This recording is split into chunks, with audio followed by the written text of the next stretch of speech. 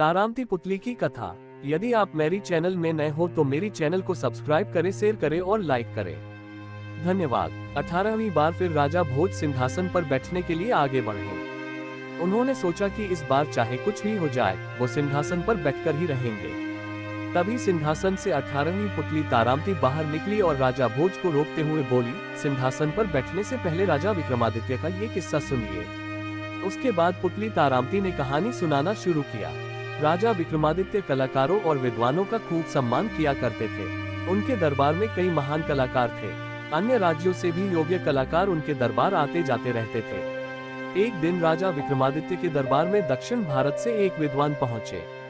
उनका मानना था कि किसी को धोखा देना सबसे बुरा और गिरा हुआ काम होता है। अपनी बात सही साबित करने के लिए उस विद्वान ने राजा विक्रमादित्य को एक कहानी सुनाई। उस विद्वान ने कहा कि सालों पहले आर्यावर्त राज्य में एक राजा राज करता था। उसका भरा पूरा और सुखी परिवार था। उस राजा ने 70 साल की उम्र में एक लड़की से शादी कर ली। वो नई रानी की खूबसूरती से इतना आकर्षित था कि उससे एक पल भी अलग नहीं होता था। राजा चाहता था कि हर वक्त रानी का चेहरा उसके सामने रहे। यहाँ तक कि राज दरबार में भी वो अपने बगल में नई रानी को बैठाने लगा। नई रानी को बगल में बैठा देख कई लोग राजा के पीठ पीछे उनका मजाक बनाने लगे। राजा के महामंत्री को इस बात का बहुत बुरा लगता। एक दिन अकेले में महामंत्री ने राजा को इस बात की जानकारी दी। उसने राजा को कहा कि अगर वो हर पल रानी को अपने सामने देखना चाहते हैं तो उनकी एक सुंदर तस्वीर बनवाकर राज दरबार में सिंहासन के सामने लगवा ले। जैसे कि राज दरबार में राजा के अकेले बैठने की ही परंपरा सालों से चली आ रही है। ऐसे में रानी को राज दरबार ले जाना उन्हें शोभा नहीं देता है। महामंत्री राजा का खास था, इसलिए राजा ने उसकी बात को गंभीरता से लेते हुए अच्छे चित्रकार से रानी की तस्वीर बनाने को कहा। चित्रकार ने भी राजा का आदेश मिलने के बाद जल्दी रानी की तस्वीर बनाई और उसे राज दरबार लेकर चला गया। राज दरबार में जब लोगों ने रानी का चित्र देखा तो हर कोई चित्रकार की तारीफ करने लगा। उस चित्रकार ने रानी की तस्वीर ऐसी बनाई थी कि वो तस्वीर एकदम असली लगती थी। राजा को भी रानी की तस्वीर बहुत पसंद आई। तस्वीर को निहारते हुए राजा की नजर चित्र में रानी की जंघा पर गई। उस जगह पर चित्रकार ने एक तिल बनाया था। राजा को इस बात पर काफी गुस्सा आया। उन्हें लगा कि चित्रकार ने जानबूझ में तिल कैसे बना दिया। ये सोचकर राजा को बहुत गुस्सा आया और उसने चित्रकार से इसको लेकर सवाल पूछा। जवाब देते हुए चित्रकार ने कहा कि प्रकृति से उसे ऐसा गुण मिला है कि वो छिपी हुई बातें भी जान सकता है। इसी गुण की वजह से उसने ये तिल बनाया।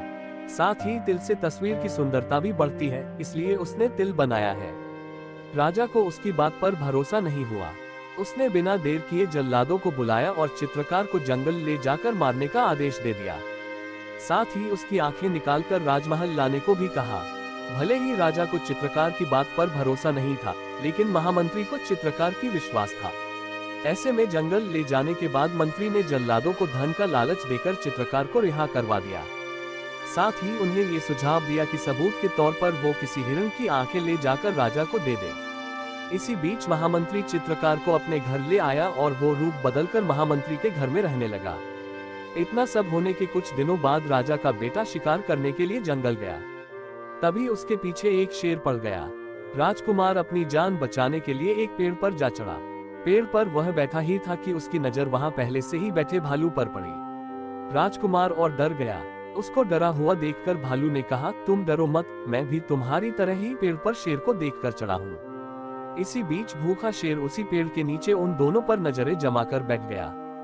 काफी देर तक पेड़ पर बैठे बैठे राजकुमार को नींद आने लगी। ये देखकर भालू ने राजकुमार को अपनी तरफ आने का इशारा किया और कहा कि वो थोड़ी देर उसका सहारा लेकर सो सकता है। भालू ने राजकुमार से कहा कि जब तक तुम सोओगे मैं तुम्हारी रखवाली करूंगा, फिर तुम जागने के बाद मेरी रखवाली करना और मैं सो जाऊंगा। राजकुमार ने भालू की बात मान ली और वो सो गया।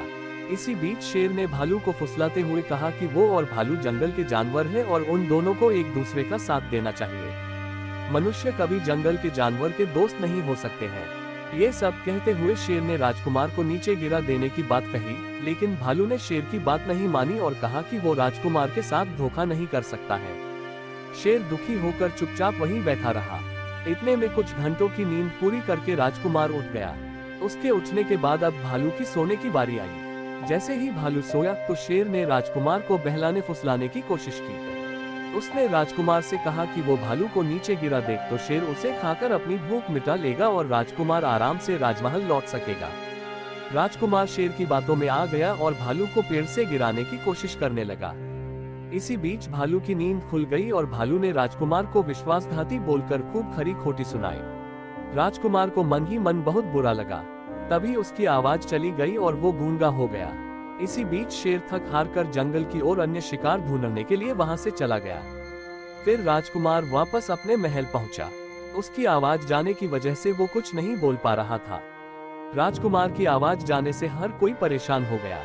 बड़े बड़े ऋषि मुनि और वैद्य राजकुमार को देखने के लिए आए, लेकिन राजकुमार की इस अवस्था का वो पता नहीं लगा पाए। इतने में महामंत्री अपने घर में छुपे उस चित्रकार को चिकित्सक बनाकर वहां ले आए।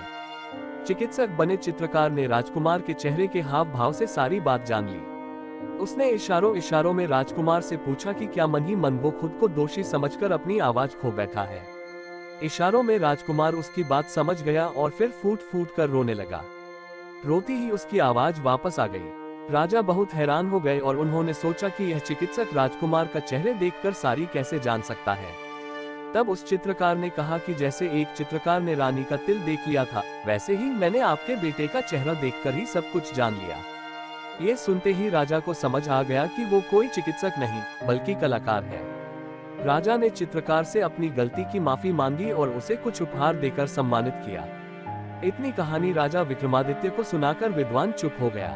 राजा विक्रमादित्य इस कहानी को सुनकर बहुत खुश हुए और उनकी बात मान ली कि धोखा देना सबसे बुरा काम है।